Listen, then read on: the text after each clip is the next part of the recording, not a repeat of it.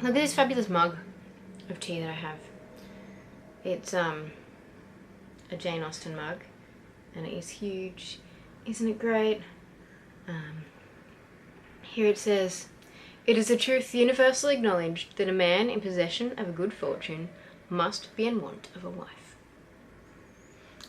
If you like Jane Austen, and mostly Pride and Prejudice, you should check out the Lizzie Bennet Diaries on YouTube. A couple of years ago, some people I follow on YouTube, so Hank Green and some people he worked with, made a little series of Pride and Prejudice, but set now, and it's all in video log format, vlog format.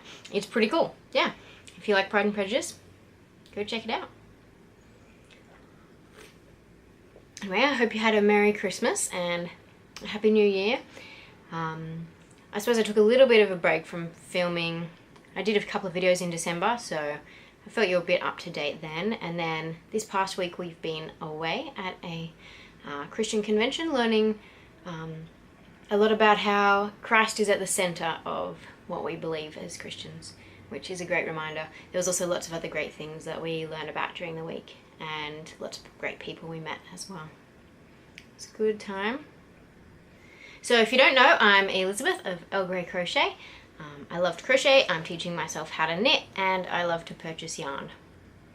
So I do have lots of things to show you guys today. I received a lot of beautiful Christmas presents from friends and family, and also bought many Yarny Christmas presents for myself. But first I'm going to show you what I've been up to. I don't have any finished objects. All the projects I've started since my last video in December, where I showed you the Christmas presents I'd made for other people. All the projects I've started since then, I have not finished them yet. We're getting close, we're making progress, but there's no finished objects today. Works in progress. I've been working on the riverette top. So the way it'll work, if you've seen this on Instagram, it might have been a bit confusing, but the way it'll work is there's these two panels, and they'll kind of be joined up together. The back will just be sewn up like that, and then at the front there's kind of a little design that goes in between them. And so then this bit's the sleeve, and then this part's the body. So I've been working on that. I've done all the crochet for that. So I've got 4 panels done. I just have to weave in all the ends, which there's a surprising number of.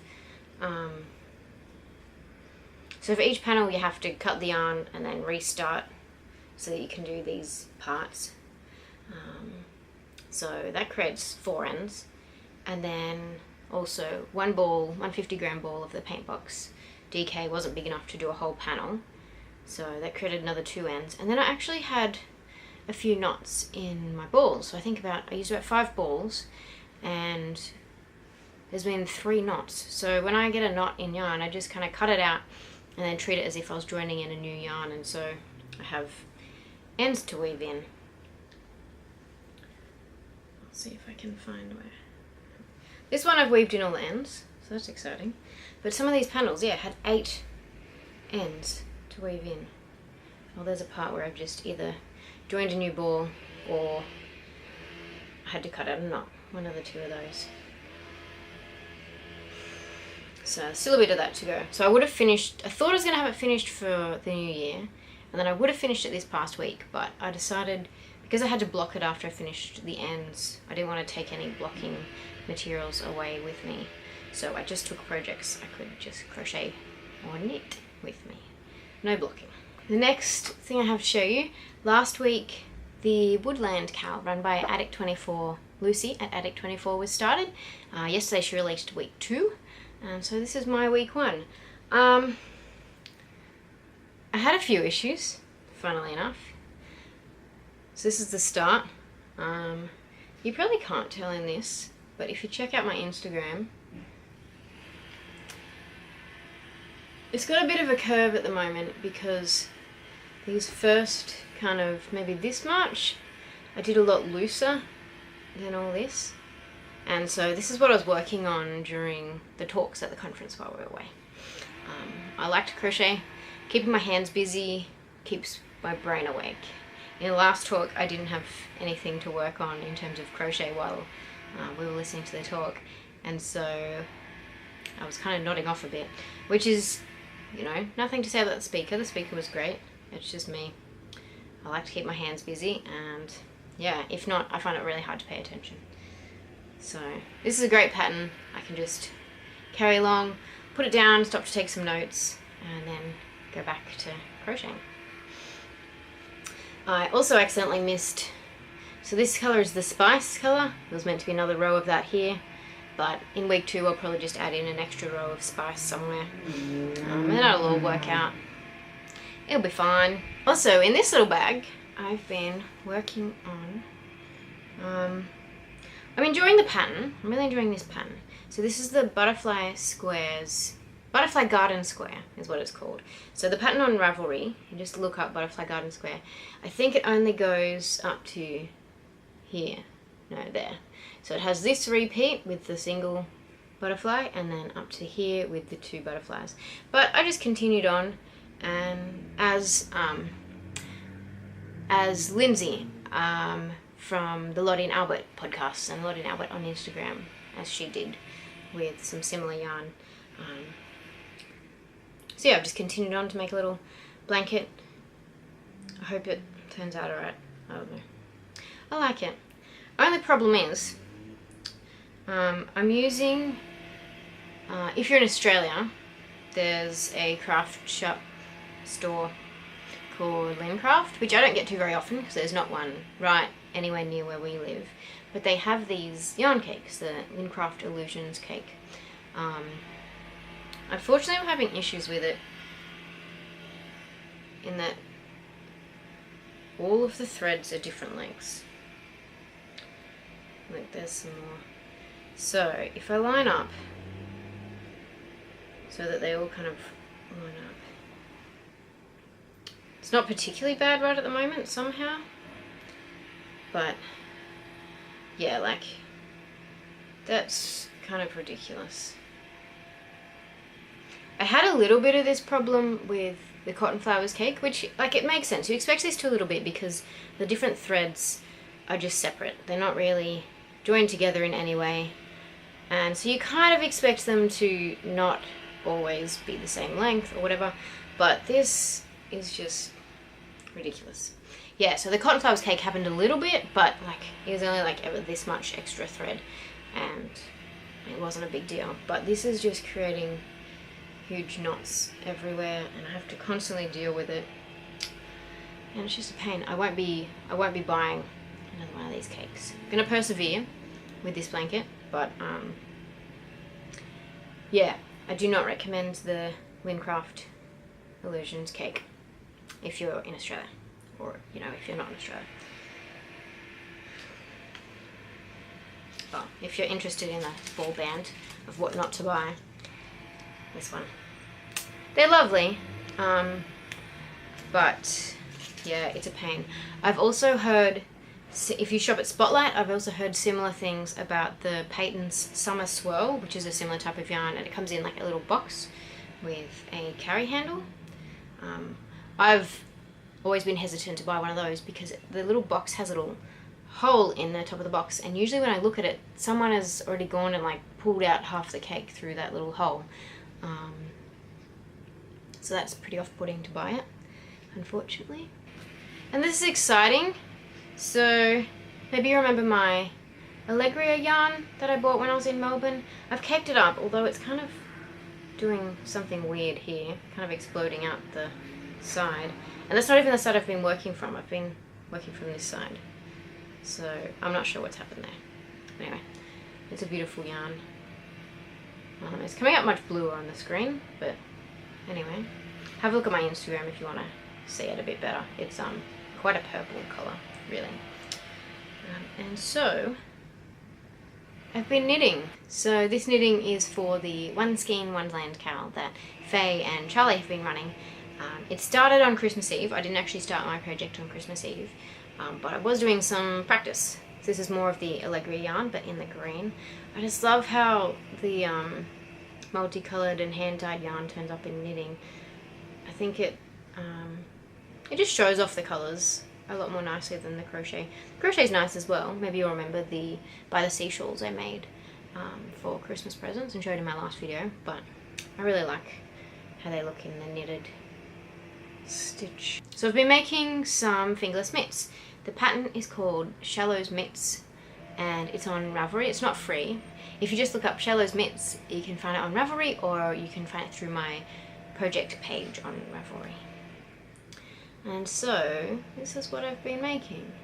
It's just flat at the moment because it's worked up flat, and then you block it to size and then you sew up the sides, so it'll kind of like work like that,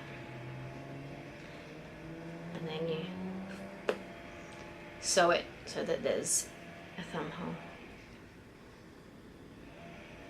This is a bit fiddly, but you know, it'll work once it's sewn. So that's fun. You start at the bottom with this lacy section, which I was kind of surprised at. When I was starting, I was like, oh yeah, I'll just figure out the lace section when I get to it. But the lace section was the start, so I had to figure it out straight away. But I'm surprised at how well it turned out. I did a lot of looking up YouTube videos for how to do various stitches, like knit two together and yarn over and slip slip knit and make one left and make one right.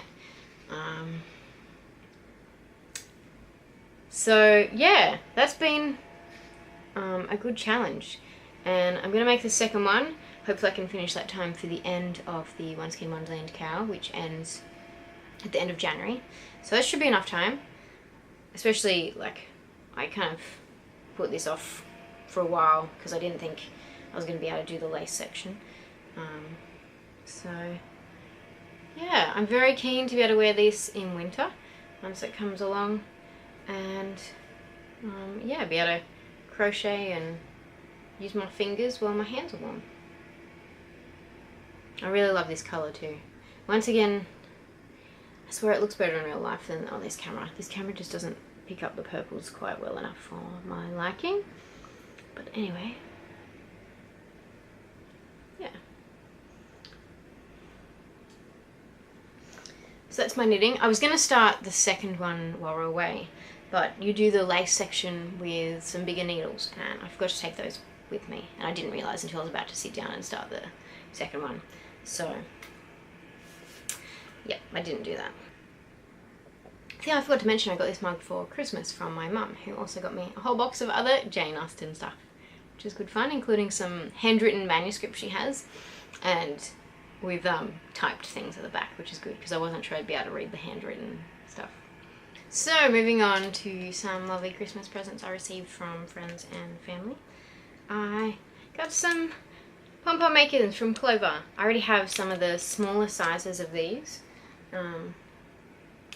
but now I have some that are big enough to make pom-poms for beanies, which is exciting. So hopefully I'll get to use those as winter approaches. My mother-in-law got me a yarn swift. Isn't that fabulous? Haven't had a chance to use it yet because all the fancy hand-dyed yarn I've been using I caked up before Christmas, and like Matt just holds his hands out with the skein around his hands while I wind it on the ball winder. So yeah, anyway, so this one's from Knit Picks, and so it's got like this little screw in so you can, there we go, so you can adjust it to whatever height you need and then screw that in, and then it just spins. Yeah, my mother-in-law ordered that for me online, and she also recently went on a cruise, and while they were away she got me some yarn from Tasmania. It's alpaca yarn from Denmark Alpaca, who is in Tasmania. It has a really interesting smell, I guess, from the alpaca. There's a tag in there. So it says 100% alpaca yarn, 4-ply, rainbow, hand-dyed, weight 110 grams. Washing instructions: hand wash in lukewarm water, spin to remove excess water, dry flat. Okay. So I think my mother-in-law picked pretty well. These colours are pretty fabulous. I don't know what I'll make with it, but yeah. because it definitely smells different to the merino yarns. So a friend of mine also made me this embroidery hoop. You can't really see it from there. Actually, turns out I need to adjust my, I don't know, do something different with my background. But look at it! It's a ball of yarn with a crochet hook in it, and it says Earl Grey Crochet. And she hand stitched that while she was on her holiday. The last Christmas present I received from someone else was something I was really looking forward to. It's still really exciting, but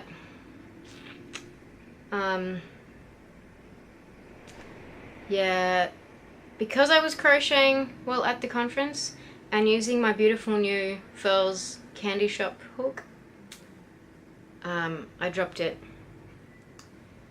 you know, between swapping and crocheting and writing notes, and I dropped things a lot.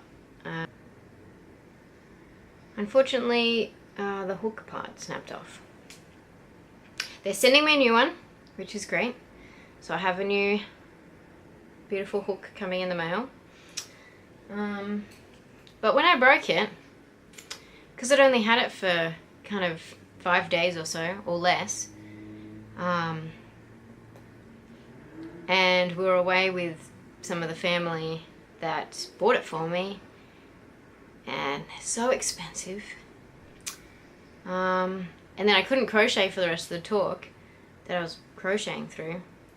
I worked myself up into such an anxious state trying to, you know, just thinking about breaking such a valuable and beautiful gift that my sister-in-law and her family bought for me. I was feeling physically sick by the end of this talk. And thankfully, when I met up with Matt afterwards, he was really reassuring and helped me think through it. And it's, you know, obviously it's not the end of the world, but I'd still worked myself up into such an anxious state that I was making myself feel physically sick.